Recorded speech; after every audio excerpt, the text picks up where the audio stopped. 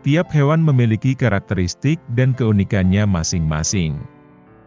Salah satunya kanguru, hewan mamalia ini memiliki kantong, marsupialia, di bagian depan tubuhnya. Kanguru termasuk hewan khas Australia. Kata kanguru diambil dari bahasa aborigin, ganguru. Kantong hewan marsupial disebut marsupium, diambil dari bahasa Latin yang berarti kantong. Tak hanya kanguru, beberapa marsupial seperti wallaby, walaro, quokka, koala, oposum, dan wombat juga menaruh anaknya di dalam kantong selama beberapa bulan pertama. Selain memiliki kantung, ciri-ciri kanguru adalah memiliki kaki belakang yang besar. Kanguru memiliki dua kaki belakang dan depan dengan ukuran berbeda. Kaki belakang ukurannya jauh lebih besar dan kuat. Sedangkan kaki depan lebih kecil dengan fungsi yang berbeda.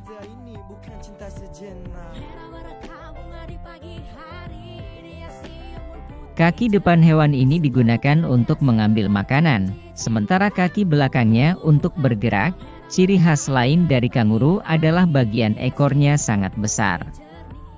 Ekor hewan ini digunakan sebagai kaki tambahan. Adanya ekor besar itu membuat kanguru bisa berjalan atau melompat.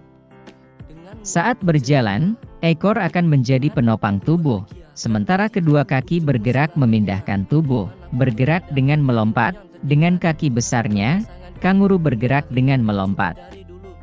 Bahkan hewan ini menjadi satu-satunya hewan yang bergerak dengan melompat, memiliki kantong di bagian perut.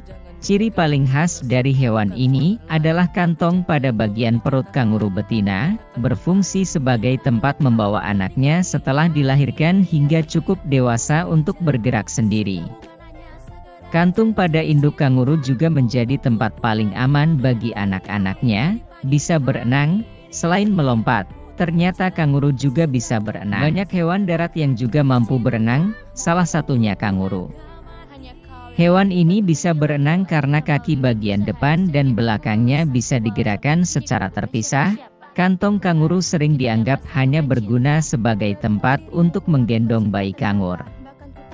Ternyata, hewan yang memiliki tinggi hingga 13 meter ini menggunakan kantongnya untuk hal lain. Saat masih kecil, anak kanguru memiliki cakar yang digunakan untuk masuk ke dalam kantong induknya setelah dilahirkan. Banyak hewan darat yang juga mampu berenang, salah satunya kanguru.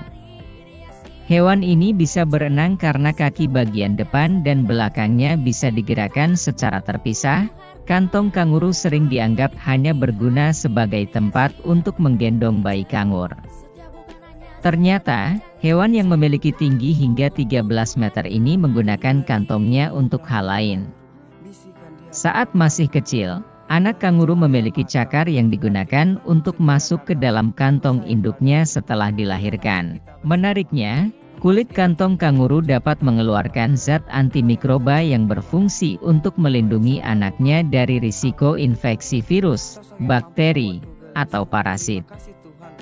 Ukuran kantong kanguru yang dilapisi otot ligamen akan terus menyesuaikan ukuran bayi mereka yang terus tumbuh, berkat 4 puting susu di balik kantong kanguru betina. Meski kanguru adalah hewan yang berbulu, kantong bagian dalam mereka justru tak memiliki bulu. Hal tersebut memungkinkan bayi kanguru bersentuhan langsung dengan induknya agar tetap merasa hangat.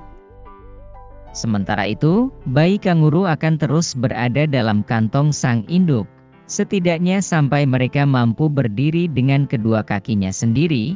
Kantong kanguru ini juga berfungsi sebagai tempat untuk makan dan tidur siang bagi bayi-bayi mereka.